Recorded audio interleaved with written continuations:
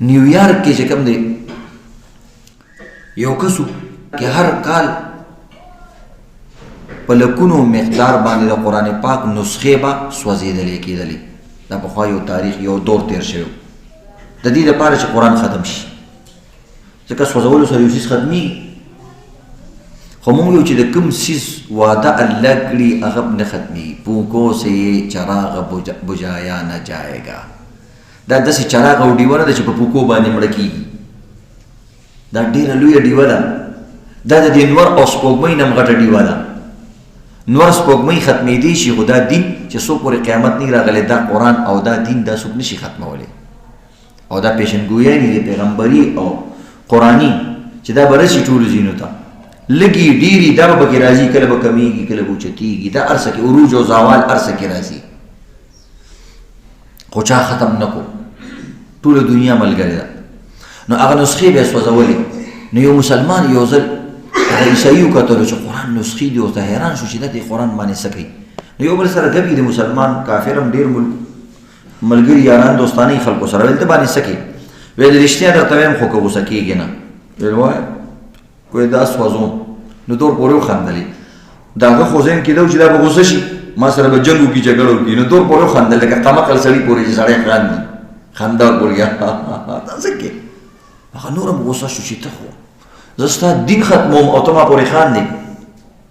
او ولې خاندې؟ زه درته قمقل بېوقوف ښکارم. هغه ویل بلکل راته بېوقوف او مینټل ښکاري. ویل ولې؟ زه دومره خرچه کوم ستاسو د دین خلاف. ویل دا نه ختمېږي. ویل څنګه نه ختمېږي؟ ویل ته خو کاغذونه ختمې، دا په کاغذونو لیکلی شوی قرآن، دا خو زمونږ په سینو کې لیکلی شوی، دلته نه بیا څنګه ختمې.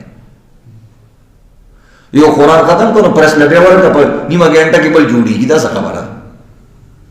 خو چې چاته یو څیز یادي، اصل د انسان د ذهن نه میټاول دي، هغه څوک نشي میټاولی. دی وجه نه شاعر وایي ممتاز کیوں نہ ہو اسلام، ممتاز کیوں نہ ہو اسلام دنیا بھر کے دینوں میں، وہاں مذہب کتابوں میں یہاں قرآن سینوں میں. ولی به ممتاز نه زمون کتاب په نورو کتابونو کې، هغه په کتاب کې دی او زمون په سینو کې پروت دی. زمون دی دا څوک نشي کولی. د هغوی دین په کتاب کې لیکلی شوی دی، راشه زمون دین زمون په سینو کې لیکلی شوی دی.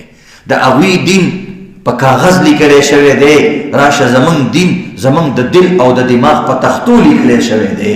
د هغوی دین په سیاهي لیکلی شوی دی، راشه زمون دین زمون په زړونو کې په سرو وینو لیکلی شوی دی. نو چېرته توره سیاهي او چېرته سرې وینې، دا داسې بهترین کتاب. نو هغه ورته ویلې دا خو زمون د 5 کالو د 6 کالو ماشوم لم ورځي. نو کتاب کې به وایي که نه کتاب ختمو. ویل نه په یاد ورځي. دا څه دی د خدای اته حافظان یې نه لیدلي چېرته. وایي د بلې دی خبر کړم، دا خو زمون مسلمانانو چې د چا سترګې نشته هغوی لم ورځي. حیران شو چې دا کوم چې انسان ته ښکاري نه وله ورځي، نور څه وی. نو د دې وجې نه عزتمندو دا یو معجز کتاب دی. دا د دې اعجاز درته بیانوم. قرآن دې ته وایي اعجاز. قرآن کې څه اعجاز دی، څه معجزه ده پکې، څه کمالات دي پکې.